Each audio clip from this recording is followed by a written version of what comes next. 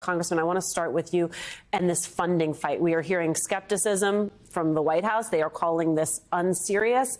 You also got far-right Republicans saying this is a no-go. Tell me, where do you think this is all going? Alicia, welcome, Speaker Johnson, to the wacky world of managing the House Republican Conference. The squeeze is on. Democrats aren't going to support his plan. Extreme right-wing Republicans are starting to oppose his plan.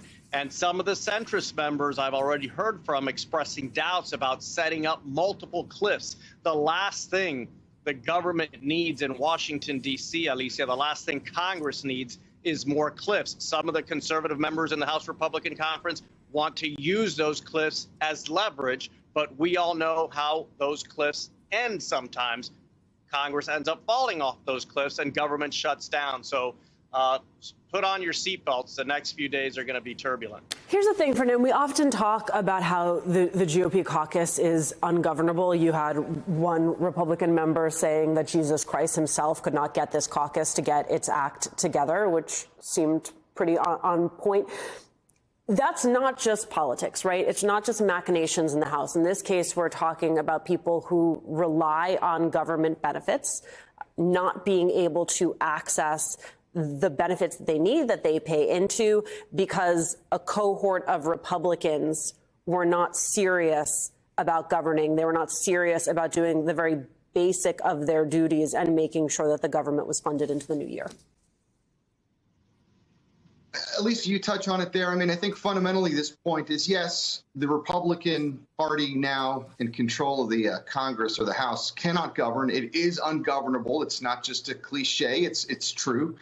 But I think you almost have to pull the layer back, because the one thing that they said that they could do, at least electorally, was win elections. We keep seeing in these 2023 results all the way into 2022, back to 2020 and 2018, they're on a hell of a losing streak at the ballot box themselves.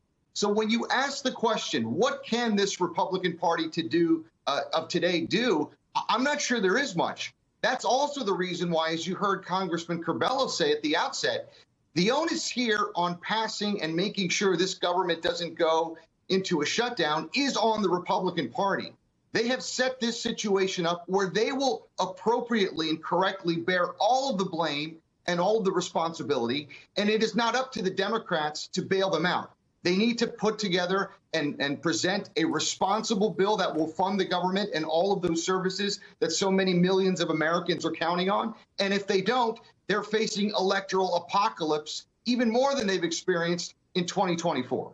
Fernand Amandi, part of the reason I do not allow you to have a weekend off is because last weekend I invited you onto the program. We talked about that. We were on air together as those polling numbers came out. And you said to me, listen, these aren't the numbers that you want. It is also more complex. And it's part of the reason that the campaign has to get started today. And so one of the reasons I wanted you to come back and have this conversation with us is I want you to help me square the polling numbers that we're seeing from the New York Times and others from what we saw this week out of multiple states, adding the element of complexity that the electorate you see during these off-cycle elections is not the same electorate you're going to see come November. Well, take it from this pollster, and I'm going to talk about polls, and this is going to sound strange. Throw all the polls out the window. I really don't believe the polls mean anything right now.